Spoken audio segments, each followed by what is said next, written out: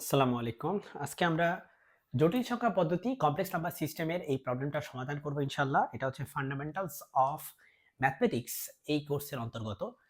তো প্রথমেই দেখো আমরা জানি z এর পরিচয় হচ্ছে আমরা জানি z এর পরিচয় হচ্ছে z হচ্ছে একটা জটিল সংখ্যা যেটাকে আমরা x প্লাস আয়োটা y দিয়ে ডিফাইন করতে পারি।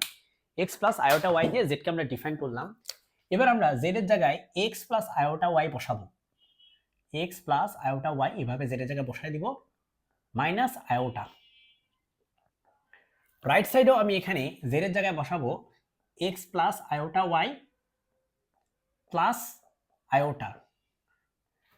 ঠিক আছে, এই আয়োটা মানে হচ্ছে √-1, তোমরা জানো এটা নিশ্চয়ই।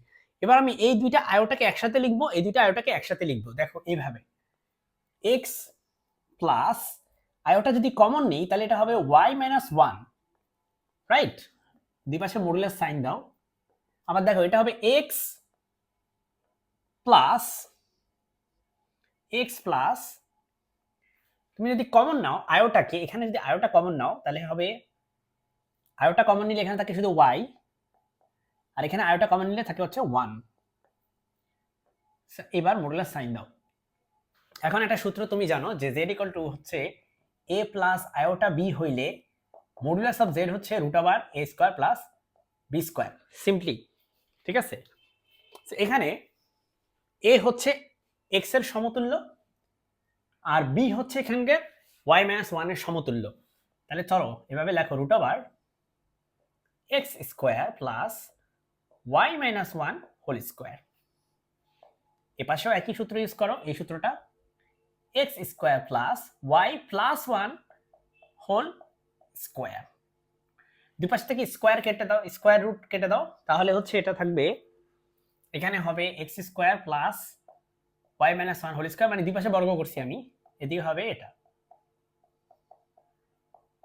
x² কাটা, তাহলে থাকে y-1 whole square equal to y+1 whole square. এটাকে কি লেখা যায় দেখো, এটাকে লেখা যায় y² - 2y + 1, এটাকে লেখা যায় y² + 2y + 1, 1 1 কাটা, y² কাটা, -2y হয় হচ্ছে +2y। এই -2y কে ওই পাশে নিলে হয় 4y, আর এই পাশে তখন থাকে হচ্ছে 0। সুতরাং এটা হয়ে যায় 4y হচ্ছে 0, 4y 0 হয়ে যায় এটা। সুতরাং 4y হচ্ছে 0। সুতরাং এখান থেকে আমরা বলতে পারি y 0। আর y 0 আসলে কি? y 0 হচ্ছে আসলে x অ্যাক্সিস কে রিপ্রেজেন্ট করে। এটা হচ্ছে x অ্যাক্সিস বা x অক্ষকে রিপ্রেজেন্ট করে। তার মানে এটা যদি x অক্ষ হয়, এটা যদি y অক্ষ হয়, এই x অক্ষকে রিপ্রেজেন্ট করে হচ্ছে এই যে x অক্ষ, এটাকে রিপ্রেজেন্ট করে হচ্ছে y 0। ব্যাস।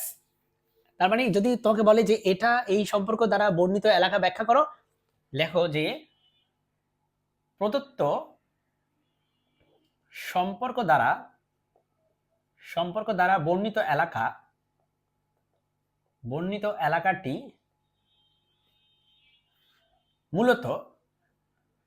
মূলত এক্স অক্ষ। সো এই হচ্ছে আজকে ম্যাথের সমাধান। আশা করি বুঝতে পারছো। আসসালামু আলাইকুম।